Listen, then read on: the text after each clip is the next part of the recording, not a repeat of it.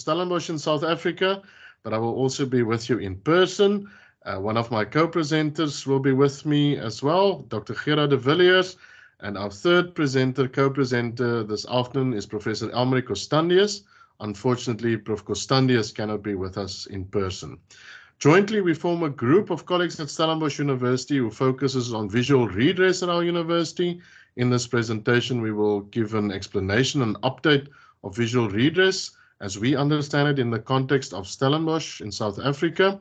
And in this presentation, we will particularly focus on the idea of forced removals within the history of Stellenbosch, an apartheid-linked history in the context of South Africa, and specifically then how the idea, the notion of forced removals played out in the context of a community called die Vlakte, loosely translated as the Plains, a community that historically linked directly to that of our campus community.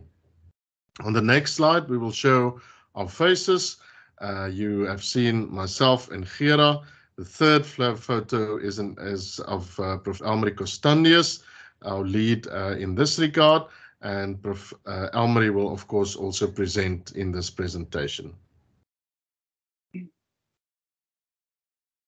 On the following slide, we share an overview of what we will present on, something of the history of forced removals. We will contextualize that, as I said, within the history of apartheid South Africa, then a history of the community, whose story is linked with that of our university, something of the visual redress project linked to the historic community, embedded within the broader visual redress initiative at Stellenbosch University, and then we will make some concluding remarks. A brief background of forced removals in the context of South Africa is that it is, of course, directly linked to the apartheid history. In short, forced removals took place under the auspices of the Group Areas Act that was developed and promulgated between 1950, formally in 1957, and this was really the first phase of forced law changes in the context of South Africa in the apartheid era. Loosely, the apartheid era played out between 1948 and 1994 in South Africa's history. It is perhaps one of the most painful reminders of apartheid, that is, that South Africans were categorized according to the color of their skin, and as part of the Group Areas Act, everyone had to register under a specific understanding of identity linked to your skin color, and in that sense, you could only stay in designated areas designated for a particular cultural group. And as Gatla indicates, this episode in the apartheid story and history is perhaps one of the most humiliating of all. Between 1960 and 1982, about 3.5 million South Africans were forcibly removed, and that out of a total at that stage of about 45 million South Africans. And as you then can see, it played out in the context of the broader city realities of South Africa and affected thousands and thousands of families over generations. Die Vlakte is a particular community, as I indicated, in Stellenbosch, and it is perhaps the best depiction of this historic cruelty in the context of Stellenbosch, a small, medium-sized town in South Africa, currently with about 160,000 residents, where die Vlakte formed part of the central site of what today is Stellenbosch, linked to the campus of Stellenbosch University, and housed Stellenbosch citizens representative of a variety of backgrounds, cultural groups, histories, stories, identities, and because of forced removals, had to vacate homes and move to areas designated for particular cultural groups. Something of the history of the area of die Vlakte. It was promulgated as a white-only area in 1964. It also meant that of course, the rest of the area around what is today Stellenbosch University was declared a white-only area, meaning that only white South Africans could stay in this area. About 3,700 people classified as so-called colored were moved from this area, that is the center of Stellenbosch, the two neighboring communities, two newly established communities designated for so-called colored people. The effect was that 6 schools, 4 churches, a mosque, 1 cinema, 10 businesses, amongst others, were affected. Some had to close. In fact, all of the schools had to close. Most of the churches had to move. The mosque remained, the cinema closed, and of course, all businesses were affected. It meant, of course, that the displacement led to an area almost completely vacated by the largest majority of its residents, its historic community, and allowed white-only either businesses, and in particular the university, to take in some of the buildings and spaces in the area. The university at that stage, or at least studies at the university, was also reserved for white-only South Africans, and in that sense, the university fed into the apartheid realities of the town. In 2013, a student-linked community-based initiative started, where students of Stellenbosch University commemorated forced removals, and indeed, at least a portion of the student community at that stage acknowledged something of the historic injustices of the past. It led to a full reflection of the history between the Vlakte and Stellenbosch University, the implications of forced removals, the effects on the university, positive, of course, in terms of possibilities, negative in terms of our community-based relations, and really started a process of restoration and restitution.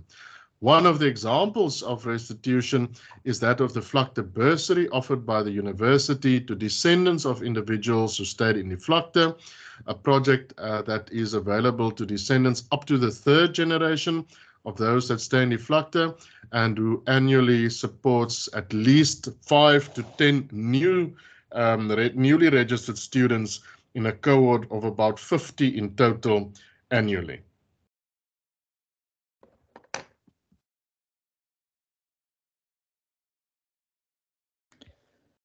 Okay, so in 2015, there was a project, the project, the commemoration of the forced removals from the Vlakte.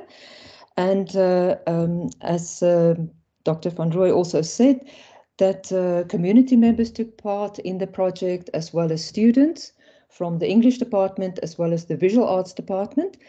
And community members like Mr. Abels, who suggested the bursary, took part in the project, and also other community members like Mr. Paul and Mr. Biscombe.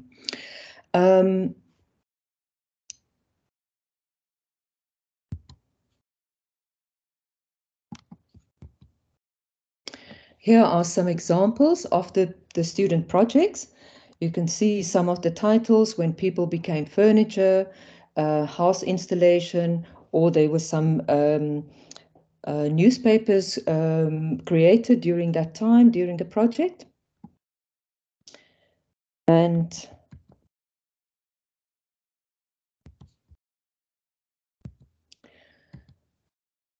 here are some of the student reactions to the project, and I'll just read it.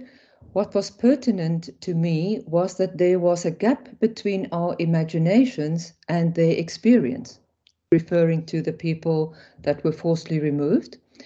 It is easy to disregard paper and to disregard things written on paper, posters and objects, but you cannot ignore stories on people's faces and the passion of their experience.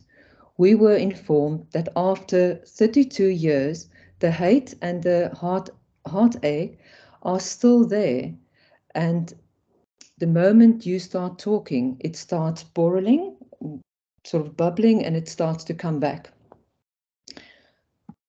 I'll just read one of the examples. Then in a reaction from one of the community members, people do not see it, the sadness and humiliation, for I have learned by looking on the bright side to joke about it.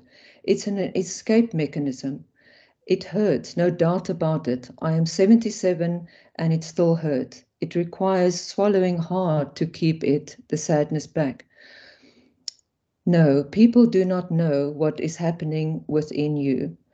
It has left a wound that one cannot heal with medication. This was a comment by Mr. Desmond Paul. After the project, the Dean gave some money to put the history of the forced removals, an exhibition together in the Arts and Social Sciences building. And there were also examples of the student projects, and there was also a timeline of what happened during the forced removals.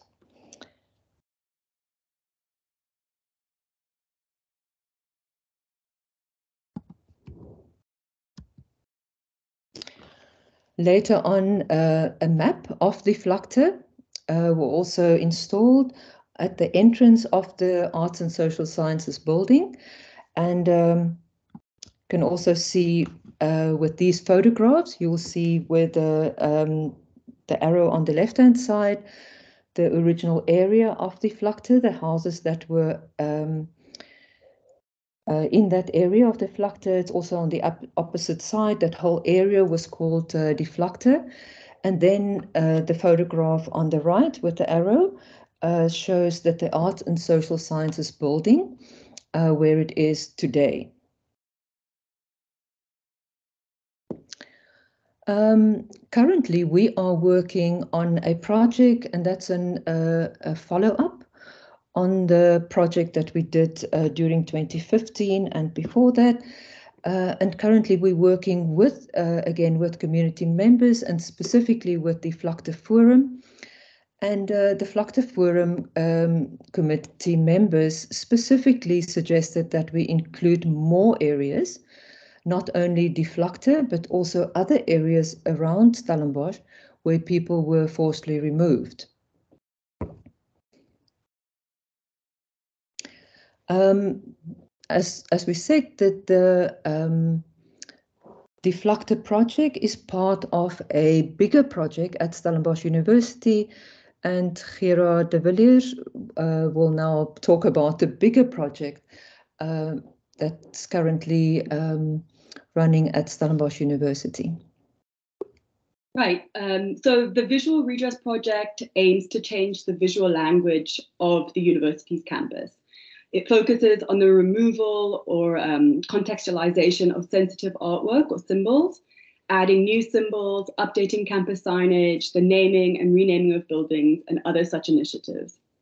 It's really about decolonizing and transforming symbols and spaces that were previously hurtful and exclusive into inclusive and welcoming symbols and spaces for all.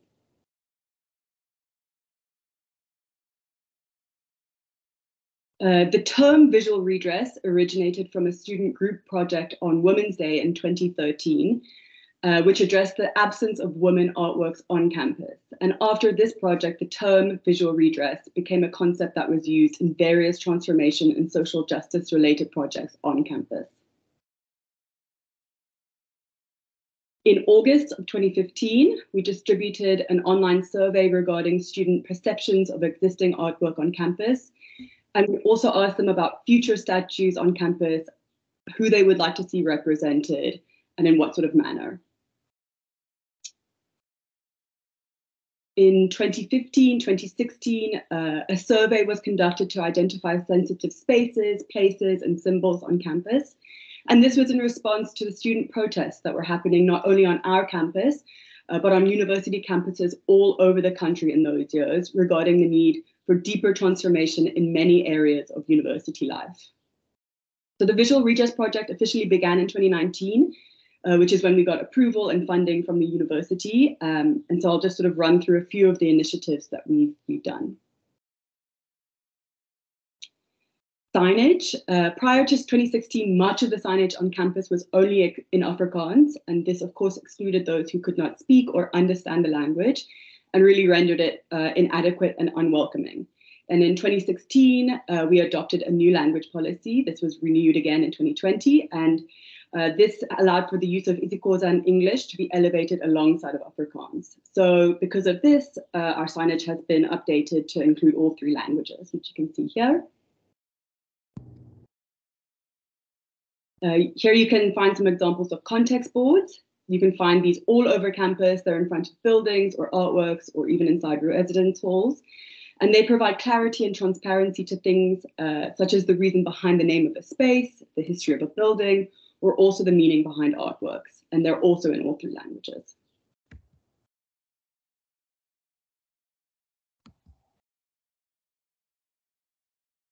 A popular new-ish artwork is The Circle, and this is a sculpture that features 11 women in a seated position on the grass as if in casual conversation with each other. It's in contrast to another figural sculpture in the area, which follows a much more traditional form of a heroic male figure on a pedestal. And for this project, about 300 female students from diverse groups were asked to name their female role models, and the women in the sculpture are drawn from this list. They're a mix of historical figures and current or future leaders. There are 10 known women, which you can see here on the slide, and then an 11th anonymous woman who represents all women.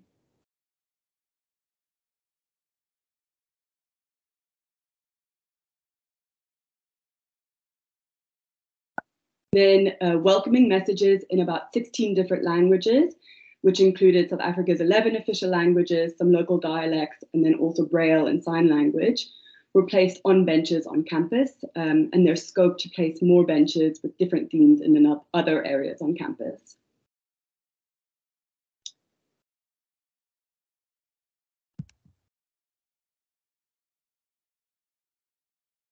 The next initiative is these maps, and they've been installed on the outer wall of the library, and they represent all of the smaller outer-lying towns that make up Stellenbosch.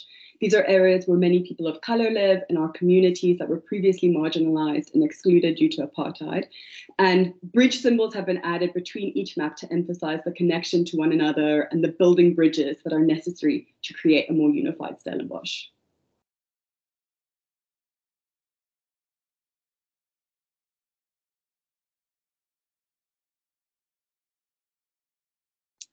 In 2021, the Wilcox building was renamed the Krotoa building, and this institutional and inclusive process began in 2019 with various stakeholders invited to take part in the renaming initiative. And this included all staff, students, and over 100 community organizations and institutions. So in conjunction with these relevant stakeholders and the leaders and representatives of First Nation structures, the name Krotoa was agreed upon and supported. And this is the name of the Khoi woman who was the translator for the Dutch during their founding of the Cape Colony in the 1600s.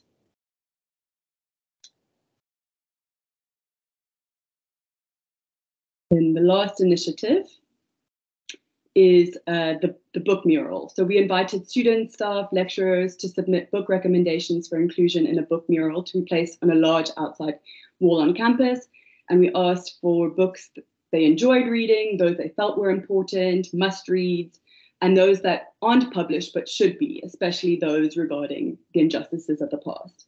And this mural is in the last phases of production. It'll be up soon.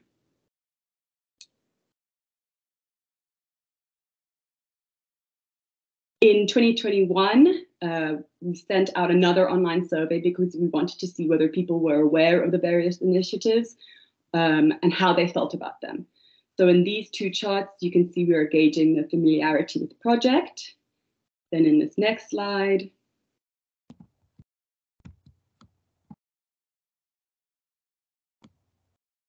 you'll see we asked which initiative they were most familiar with, and the Women's Circle was the most recognized, followed by the welcome benches. And then another question that we asked them, which you'll see in the next slide, was to rate their feelings regarding each initiative's contribution to decolonization of space on a scale of 1, which was strongly disagree, to 5, which was strongly agree. And this one is their responses to the Women's Circle. Then in the next two slides, we're going to show you two publications that we've done about visual redress.